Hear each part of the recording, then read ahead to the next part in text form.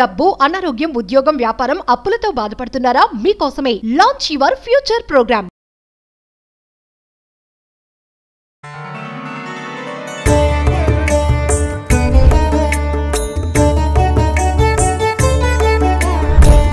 నమస్తేస్తు మహామాయే శ్రీపీఠే సురపూజితే శంఖ చక్ర గదా. నమస్తే. Sakhi the house of Kanchi weaves సమర్పించు దసరా స్పెషల్ ఎపిసోడ్స్కి స్వాగతం. ప్రేక్షకులందరికీ దసరా శుభాకాంక్షలు. రమగారు, మీకు కూడా దసరా శుభాకాంక్షలు అండి.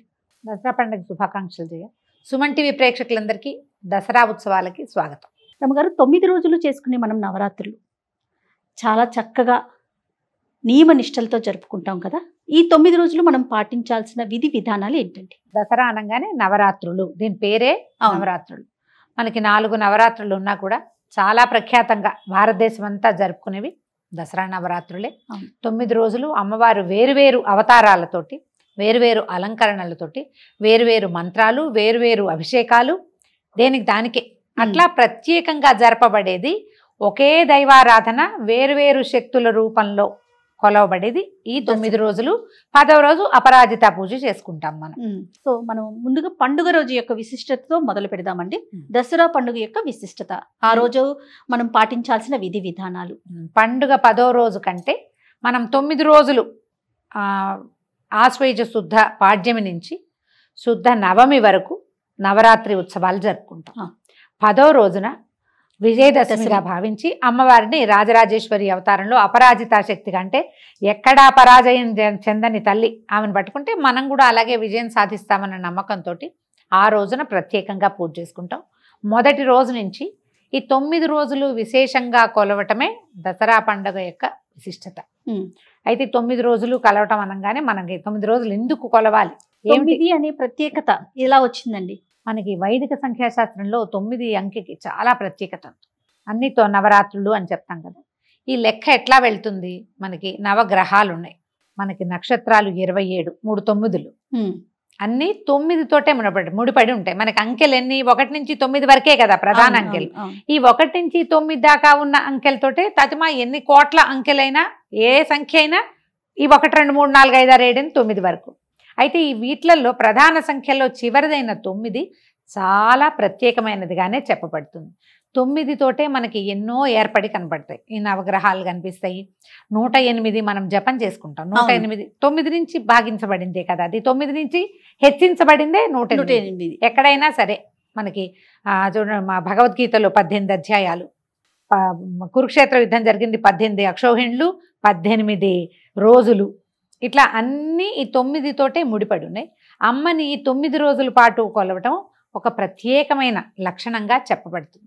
అయితే ఈ 1వ రోజు నుంచి 9వ రోజు వరకు మనం పూర్తిగా అర్చన చేయగలుగుతామా లేదా, ప్రతిరోజు చేస్తామా లేదా అనేది మన సంప్రదాయాన్ని బట్టి, మన గ్రామాచారాలు దేశాచారాలను బట్టి, మన సమీపంలో ఉన్న దేవాలయాలను బట్టి మనం ఎట్లా చేసుకోగలిగితే అట్లా చేయొచ్చు. చేస్తే 9 రోజులు చేసుకోవచ్చు, లేదా చివరి 3 రోజులు చేసుకునే ఒక ప్రత్యేకమైన పద్ధతి మనం చేస్తాం. త్రిరాత్ర వ్రతం అంటారు, 3 రాత్రులు చేసేది.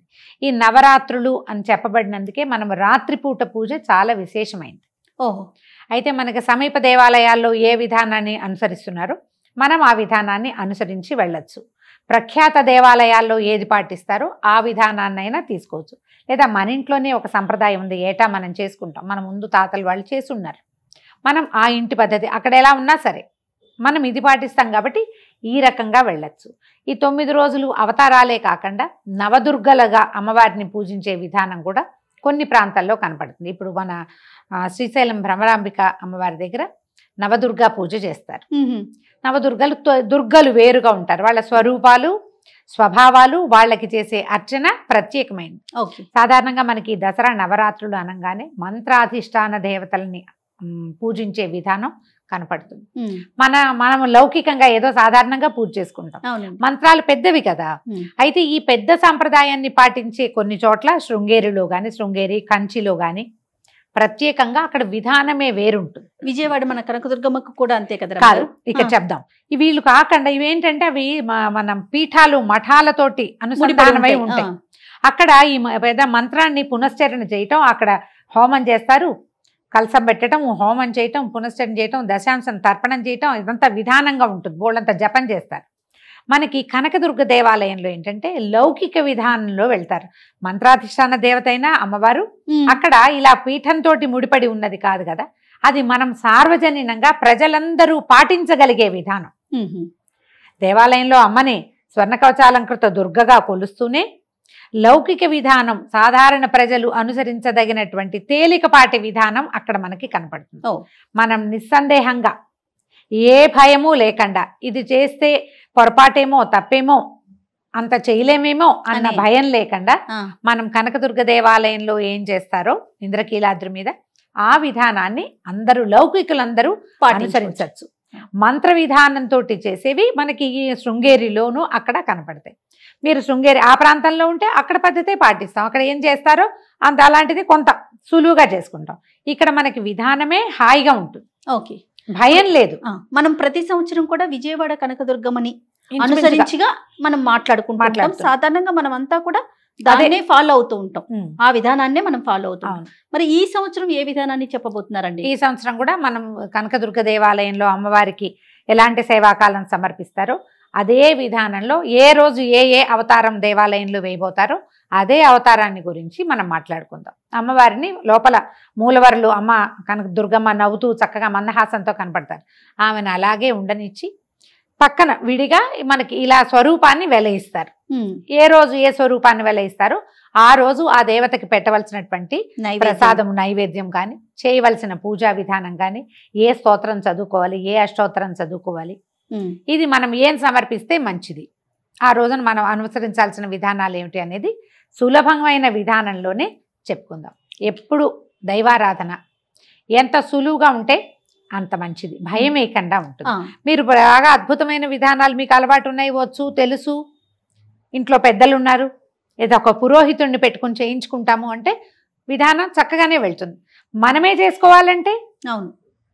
చేసుకోవాలంటే మనం అనుసరించదగింది ఏమిటంటే సులువైనది, దానివల్ల మనకి భయం లేనిది, పొరపాట్లు జరగని విధానంగానే వెళ్తే మంచిది.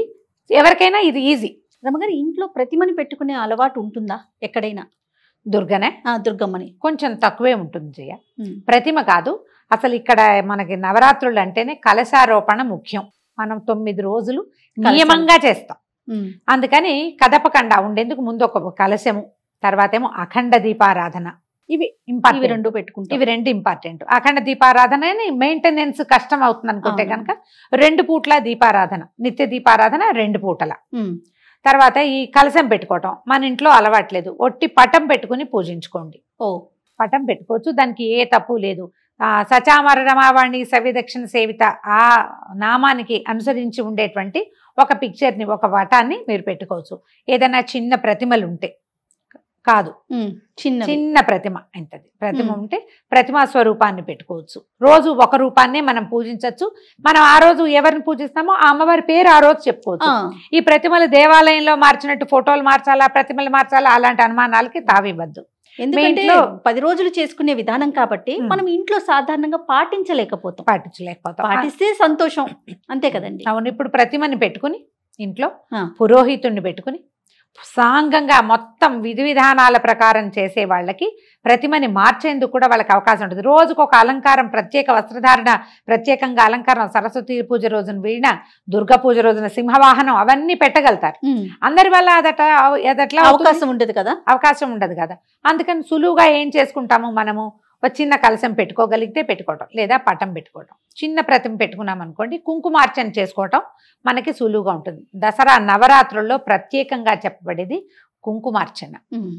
ఈ కుంకుమార్చన చేయటానికి కూడా మనం ఇందులో ఏంటంటే నువ్వు నేను మన ఇద్దరమే వండుకొని తింటాం, మన వరకే ఇంత ప్రసాదం చేసి ఓం బోం అని చూపించటం, ఇదే అయితే గనక కుంకుమార్చనల జోలికి వెళ్ళబోకండి. సామూహికంగా కొంచెం జనాలు రావాలి, మనం ఎవరికైనా ప్రసాదం పెట్టాలి, ఎక్కువ అన్న నివేదన జరగాలి.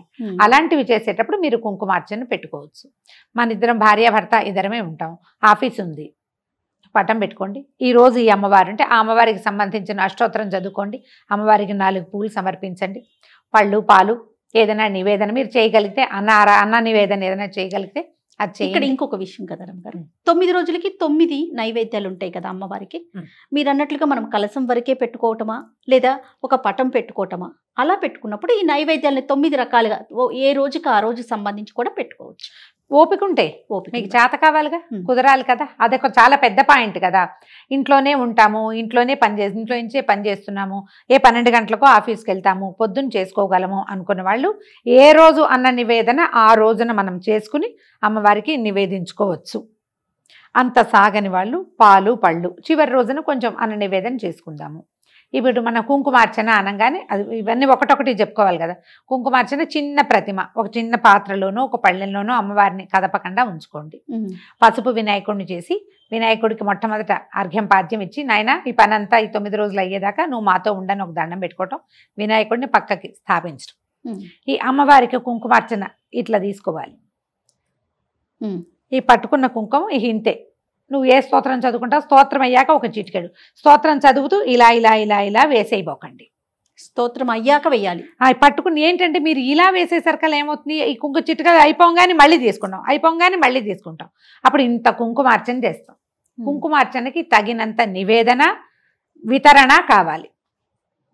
మనం అంత చెయ్యలేమనుకో, అప్పుడు చేసుకోవద్దు. మీకు బాగా జనం ఉండి రోజు బోలెడంత ప్రసాదం నివేదన చేపెట్టి అమ్మకి అది మనం ప్రసాద వితరణ వినిమయం పూర్తిగా అవుతుంది అని అనుకుంటే కనుక కొంచెం ఒక చిటిక కుంకుమ ఎక్కువైనా పర్వాలా. అలా కానప్పుడు సాధారణంగా అందరికీ కుదరదమ్మా. అవునండి. అందుకని ఇప్పుడు ఏదో ఉంది, మన లలితా సహస్రం చదువుకున్నారు, సహస్రానికి పట్టుకోండి, పుస్తకం చూసుకుంటారో లేదా గడగడా చదువుకుంటారు. సహస్రం అయ్యాక ఈ చిటిక వేసి దండం పెట్టుకోండి. మీరు ఈ వేసే చిటికలు 2 రకాలు 3 రకాలు వేసినా కూడా అది మనం పెట్టే నివేదనకి మనం చేసే వినిమయానికి సరిపోతుంది. తప్పకుండా. ఎక్కువ మందిని మనం పిలిచి ఒక రోజున కుంకుమార్చన పెట్టుకుంటాము, ఏదో 1,00,000 కుంకుమార్చన అనుకున్నాం, ఓ 30 మంది గ్యాదర్ అయ్యాము, ఆ రోజున మరి కాస్త కుంకుమార్చన మరి ధారాళంగా మనకి ఏంటంటే కళగా అమ్మవారి నిండుగా కుంకుమ పోసి ఆ రాశిలోంచి ఆమెను చూస్తే ఒక సంతోషం కలుగుతుంది. కానీ వితరణ జరగాలి కదా. జరగాలి. ప్రసాద వినిమయం జరగని చోట మాత్రం అలా చేయకూడదు. చాలా వేడెక్కిపోతుంది, ఎక్కువ హీట్ డెవలప్ అవుతుందని, ఉగ్రశక్తి అవుతుందని చెప్తారమ్మా. ఇది పెద్దవాళ్ళు చెప్పే విధానమే, మనం పుస్తకాల్లో చూసింది. అదే కొంచెం జాగ్రత్తగా చేసుకుంటే చక్కగా చేసుకోవచ్చు. ఒకవేళ వినిమయం ప్రతిరోజు మనం ఇంత చేయలేము, రోజుకొక ప్రసాదం కూడా మీరు చేయలేరు. రోజు పులగం వండి పెట్టండి అమ్మవారికి. పులగం వండుతాం ఎలాగా, అన్నం బియ్యం గడుకోవటం, అందులో కొంచెం పెసరపప్పు వేసి ఒక చిటిక ఉప్పు ఓ చిటిక పసుపు వేయండి. కడిగేసి కుక్కర్లో పెడతారో విడిగా వండుతారో మీ ఇష్టం.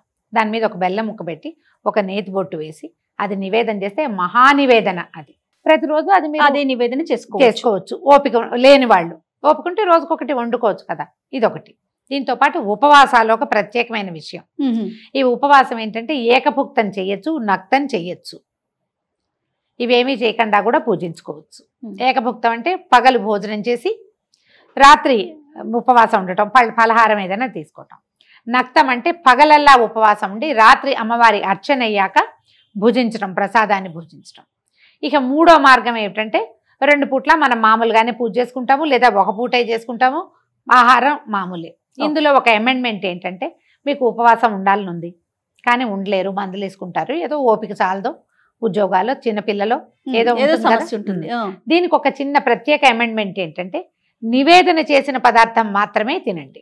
అది కూడా అమ్మవారి కోసం ఉపవసించినట్టుగా అవుతుంది. నివేదన కాని పండు కూడా మన నోట్లో వేసుకోవద్దు. ఓకే. ఏది మనం అమ్మవారికి చూపిస్తామో అది మాత్రమే ప్రసాదం మాత్రమే తింటాము. ఈ లెక్క. నివేదన చేయండి. మీరు అన్నం పెడతారా, ఇంకేం పెడతారు, మీరు ఏం చేయదలుచుకున్నా ఊరగాయలు అవి వేసుకోకూడదు. పొద్దున్నే ఏదో పచ్చడి, కూర, పప్పు, పులుసు ఏం చేస్తారో చేసేసేయి. మొత్తం అన్ని అమ్మవారికి నివేదించండి. పళ్ళు ఏదైనా తీపి పదార్థం చేస్తాం, అవన్నీ నివేదించడం, చక్కగా తినచ్చు. మీకు అవకాశం లేని వాళ్ళు, ఉన్నవాళ్ళు ఒక పొద్దు ఉండొచ్చు, నక్త ఉండొచ్చు, ఏదైనా ఈ విధానంలో మీరు తీసుకెళ్ళచ్చు ముందుకి. రమ్మగారు, ఇప్పుడు ఈ 9 రోజులు కూడా మనము తాంబూలం ఇచ్చుకుంటామా? ఇవ్వచ్చు జయ. ఇందులో ఇప్పుడు దసరాల్లో ఇంకొక ప్రత్యేకమైన విషయం ఏంటంటే కుమారి పూజ. రోజుకొక కన్యని పూజించడం కూడా ఇందులో ప్రత్యేకమైన విషయం. 9 రోజులు 9 మంది కన్యల్ని. దీనికి కన్యా పూజ విధానంలో కూడా 2 ఏళ్ల వాళ్ళకి చేస్తే ఒకటి, 3 ఏళ్ల వాళ్ళకి, 4 ఏళ్ల వాళ్ళకి, ఏడాది పెరిగే కొందికి ఆమె కన్యలకి పేర్లు మారుతాయి. ఆ పూజించడం వల్ల మనకి వచ్చే ప్రయోజనం కూడా మారుతుంది.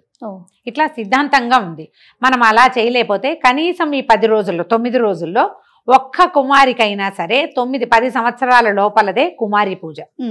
ప్రధానమైనది 2 ఏళ్ళు దాటాలి. మన లెక్క పెద్దవాళ్ళు ఎలా చెప్తారంటే పళ్ళెంలో విస్తర్లో ఒక ముద్ద పెడితే అది ఇట్లా తీసుకున్న పసిబిడ్డ నోట్లో పెట్టుకోవాలి. దాని పాదాలకి ఇది కుల నియమం లేదు జయ. కుమారి పూజకి కుల నియమం లేదు. ఏ వాళ్ళైనా పనికొస్తారు. ఆ కుమారికి చక్కగా పాదాలకు పసుపు రాసి పారాయణ పెట్టి బొట్టు కాటిక పెట్టి మీకు కుదిరితే పొద్దున్నే నూనె రాసి తలంటి పోస్తే కూడా చాలా మంచిది. బొట్టు కాటిక పెట్టడం, అలంకరణ సామాగ్రి ఏదైనా పిల్లలకి ఇచ్చేది. స్త్రీకి ఆడపిల్లలకి అలంకారాలంటే ఈ గోరింటాకు, తర్వాత చెవులకు పెట్టుకునేవి, ఏబన్ను బొట్టు పెట్టుకునేవి, తలకు పెట్టుకునేవి, జడకుప్పెలు లాంటివి, వస్త్రాలు. వాళ్ళు తినగలిగే నేను ఇది ఉండేను ఇదే పెడతాను కాదు. ఆ కుమారి ఏం తింటుందో అది. మన ఇంట్లోనే అన్నం పెట్టి దాని పాదాలంటే దండం పెట్టుకోవాలి ఆ పాపాయికి. ఈ కుమారి పూజ చాలా విశేషంగా చేస్తారు జయ. అసలు బెంగాల్లో అక్కడైతే కన్యా పూజనే ప్రత్యేకంగా ఉంటుంది. మనకి కూడా కుమారి పూజ సిద్ధాంతం ఉంది. ఈ 9 రోజుల్లో ఒక రోజు మొత్తం 9 మందినో 10 మందినో కన్యకల్ని ఒకేసారి తీసుకొచ్చి మనం ఈ చెప్పిన అలంకారాలన్నీ చేసి పూజ చేసుకుని భోజనం పెట్టి చక్కగా వస్త్రాలు అన్ని ఆభరణాలు అన్ని సమర్పించి పంపించవచ్చు. రోజుకొక కుమారికైనా పెట్టచ్చు. లేదా ఈ 10 రోజులు నియమంగా మనం చేసుకునేటట్టయితే ఒక్క రోజైనా ఒక్క కన్యకైనా సరే నియమంగా భోజనం పెడితే మంచిది. ఇలా చేసుకోవచ్చు. దీంతో పాటుగా అమ్మవారిని ఏం చెప్తాం, సువాసిన్యర్చన ప్రీత అని చెప్తాం. సువాసినులని అర్చిస్తే ఆమెకి ఇష్టం. సువాసిను చేత అర్చింపబడము ఇష్టమే. అందుకని ఎక్కువ మంది సువాసినుల్ని మన ఇంటికి పిలిచి వాళ్ళందరితోటి కుంకుమార్చన చేయించడం ఒక విధానం. మనమే రోజుకొక ముత్తైదుని పిలుచుకోవటం, ఆమె కూడా బొట్టు కాటిక పెట్టడం, పాదాలకు పసుపు రాసి పారాయణ పెట్టడము, ఆమెకి అలంకరణ సామాగ్రి వస్త్రాధికాలు ఇవ్వటం, భోజనం పెట్టి తాంబూలం ఇచ్చి నమస్కారం చేసి అక్షింతలు వేయించుకోవటం చాలా మంచిది. ఒకవేళ మనం అంత నియమం పూజ చేయకపోయినా ఇంటికి వచ్చిన ముత్తైదుని వెళ్ళనివ్వకండి ఒట్టి చేతులతోటి. సింపుల్గా చేసుకుంటాం.